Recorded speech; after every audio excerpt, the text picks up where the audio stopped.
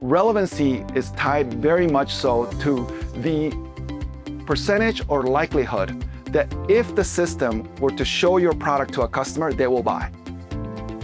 Does that make sense? Right? I know it sounds a little bit basic, but I think that needs to be the case. So the idea that advertising can sort of overcome that is not realistic. Alrighty, let's get the business of it here. I'd like to welcome up over here Solomon Kim, Senior Director. I'll let him introduce himself. Why don't you tell us who you are, Solomon? All right, well, thank you very much, David. Hi, everyone. Actually, before I start, I just wanted to say thank you for your time. I really do appreciate it. I hope you find this conversation helpful and useful. I would say that this is the first time that I've done these types of settings. Typically, you find me in conference rooms at suppliers or sellers, or maybe in a lot of internal meetings. But I would say this session has been really helpful for me even. I've been here, well, let me start with my introduction here. So Solomon, I am the Senior Director and Head of General Merchandise and Fashion for emerging brands at Walmart Connect. I've been here for about 2.5 years, and I'm currently in Los Angeles. Prior to Walmart, I was at Amazon for 9.5 years. And the last role that I held there, I was the head of sporting goods for the LCS organization, which is the enterprise organization, managing accounts like Nordic Track, Callaway, TaylorMade, Therabody, you name it. And I started out my career in linear television, if you can believe that. I worked at a company called Univision with Spanish language, and then also NBC. Amazing, amazing. Really thank you for flying in today. You know, really appreciate it. Were you on the flight yesterday? Maybe figure. All right. No, I had to connect to Houston, which is another whole story. Oh gosh. All right. Go Texans. Oof. No. Sorry about that. All right. So just first, a very generic question, but like, how does Walmart Connect, differ from, let's say, other platforms to help brands grow? Yeah, I think, well, I don't think there's anybody here from Walmart PR, but I promised them I'd have to say a few things here. But first, I think is the scale, right? Walmart is the #1 omnichannel retailer in the US, right? We have 4,600 stores plus the second largest e-commerce platform in the US. We serve over 150 million customers every single week.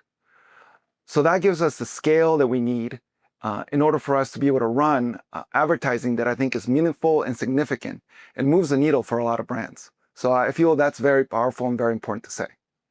Amazing. Yeah, no, I mean that's definitely pretty on track. It's people seem to second guess that. And they're like, wait a second, there's that much volume, there's that many people that could be impacting every week. It's great, Yeah, I think also one thing that, and coming from I'll say Amazon for one last time, so I apologize. But one of the things that I think often gets forgotten is, when I say the second largest e-commerce platform, you have to understand in the context of Amazon, right? Amazon took the world by storm, took the US by storm. And really there was, I would say, no room, or there was never any credibility to sort of have a space for a number two. And within that, over the last couple of years, and obviously with the transitions and really mimicking the customer behavior, right? Walmart was able to kind of build itself into the place that it is today. For sure. I mean, you definitely, Walmart's no fiend to making sales. You have the highest revenue company in the world, right? Yep. I also love like the, how, given the digital landscape now with everything with AI driving more traffic, especially Walmart embracing that, Amazon maybe not so much, but, given the general trends we're seeing within everything, how is Walmart kind of embracing that? How are you guys positioning yourself? Yeah, good question. So I think, well, here, I don't know if it's a new trend here, but I don't think this is going anywhere, right? Would you agree with that? Yep. Right?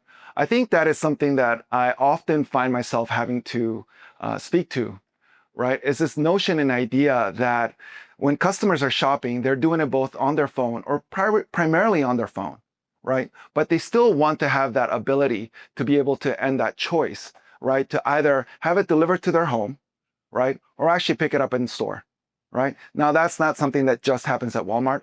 Obviously, it happens at a lot of retailers. But I think this is so important because, well, let me give you a stat here. Prior to Black Friday on Walmart.com, we had over 17.6 billion searches in the US. That's incredible, right? So when you think about that, as you're thinking about your brand, is how do you leverage that for your brand, right? And I think a lot of the conversation that Michael and David have had this today really talks to that, right?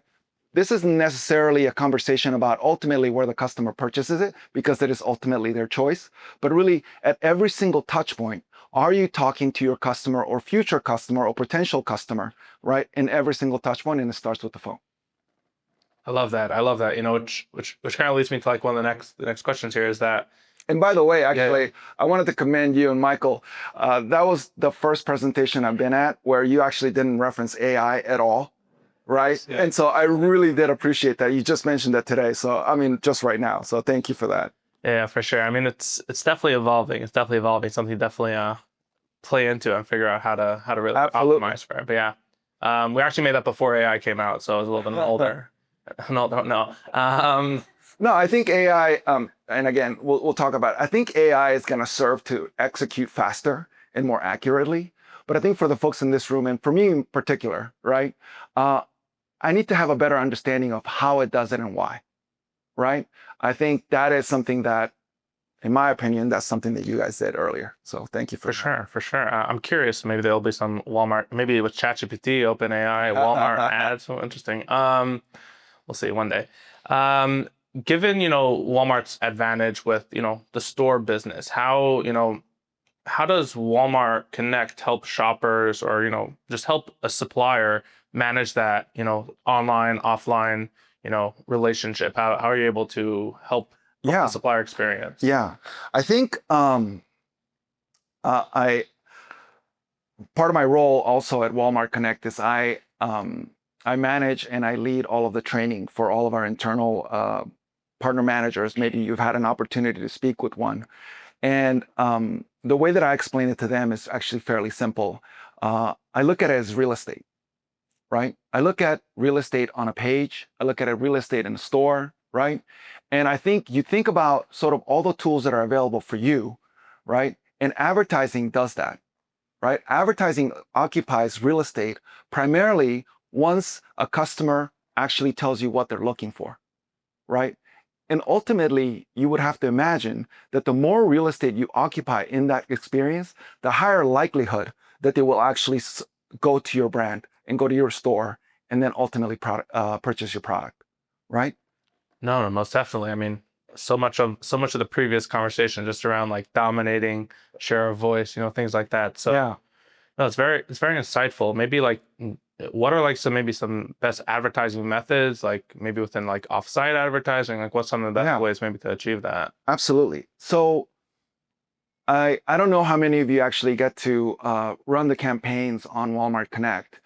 But I can tell you over the last 2.5 years, if you have, you might have noticed a significant improvement, right? Hopefully you have. I know I have, but I know I'm biased, right? And I think there's still more room to grow, right? There's more room for our products to do better, to become more efficient, to become more transparent, right? That is true not only for us, but also every ad platform you have available to you today, right? The one thing that I would say that I often see in our data as well as in conversations with different suppliers and sellers is that there is an over-reliance of a singular product based on a metric such as ROAS, right? Which is fair. I totally get it. It's tempting. You want to go with one advertising product versus another because of the return that you see on your screen. I get it. But at a certain point, right, I would love to invite you to sort of think about, is there a different combination of different ad products, whether it be Walmart's or whether it be TikTok, we learned earlier, right? And how that layers in to produce the actual outcome that you want, which is to move units, right? Now at Walmart Connect over the last couple of years, we've done a really commendable job of improving that experience for both suppliers and sellers, and also to start thinking about how do you layer different ad products to actually take on different tasks, right? There's a task of introduction to the customer. There's a task to actually get a new customer. And then there's also a task of capturing and harvesting a customer that's ready to purchase, All those different tasks can be accomplished with different tools. Is that helpful? Most definitely. Yeah. I mean, you said something really interesting about the ROAS. I live that a lot. I believe like this concept like ROAS is a social construct. Like it's just kind of, oh, I just need to get my 5 ROAS. That's like what makes it. But there's ways to fake ROAS, so to say, if you just target terms like going back to that relevancy and bid piece. It's easy to get a good ROAS if you go after terms where you're winning already.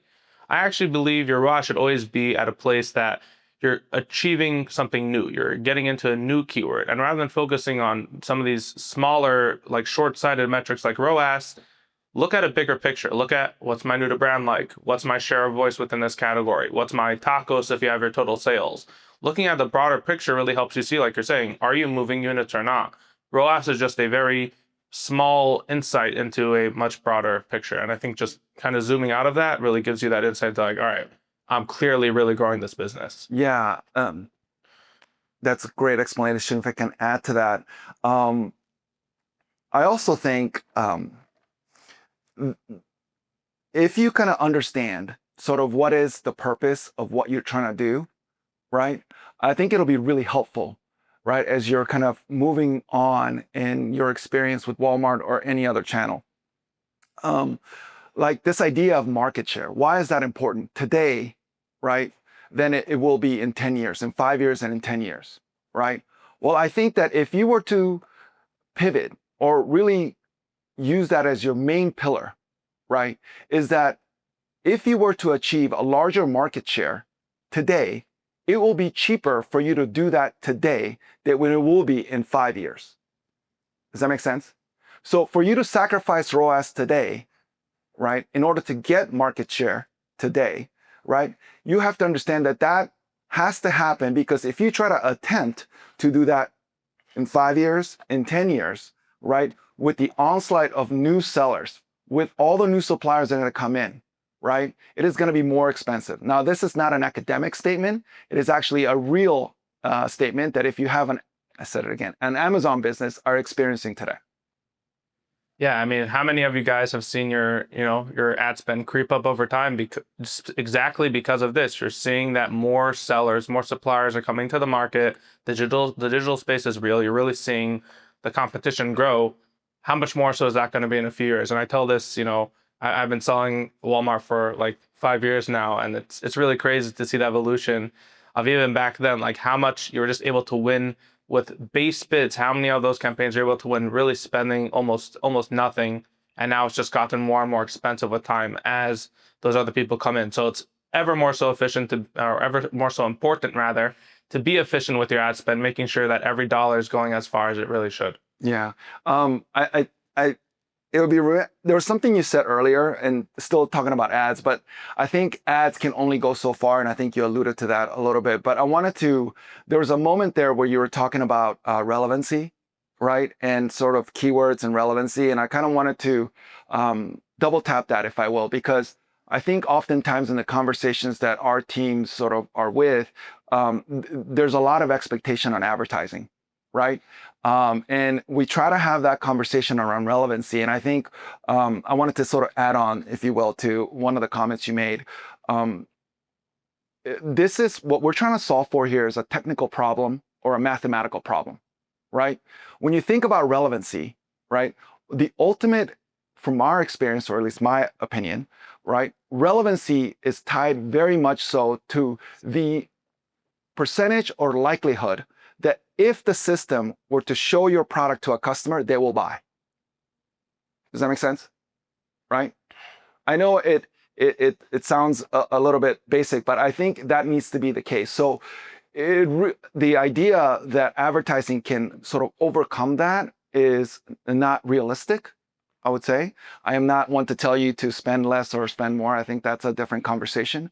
But I really do want to make sure that as you are thinking about your business, as you're thinking about growth, you really think about sort of that last step. Because without that, without being able to have a really good sort of idea of what that looks like, right, advertising will not be able to do what it's supposed to do. Most definitely. I love just a simple exercise that you want to do to understand relevancy better. Go on Walmart.com and search the keyword. Look at the top listings. Is that my product? Is it completely different, okay, maybe this is not a great space. Now, sometimes you're going to have to pioneer, and you might see a space that you could say, hey, I think I could actually dominate in this area. And that's probably going to be a little bit more expensive up front, but eventually you'll get there. But generally, if you're trying to find your most relevant keyword, search it up on Walmart. Are the other products similar to yours? Boom, you got it. Yep, that's right. Okay, amazing. Really, Solomon, really appreciate you coming up here, flying in for this. Really, really great. I just want to show here just a quick, this is almost there, and boom. All right, there it is. This is a case study we did with Walmart Connect about an emerging brand within the baby space.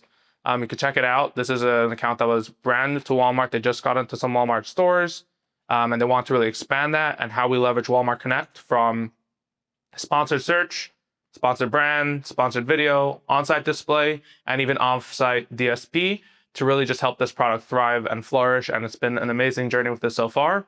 It's been really fantastic for this account. Just, we could do this for you too. Why not? Alrighty. Thank you so much, Solomon. Really appreciate you coming up here. Thank you, everybody.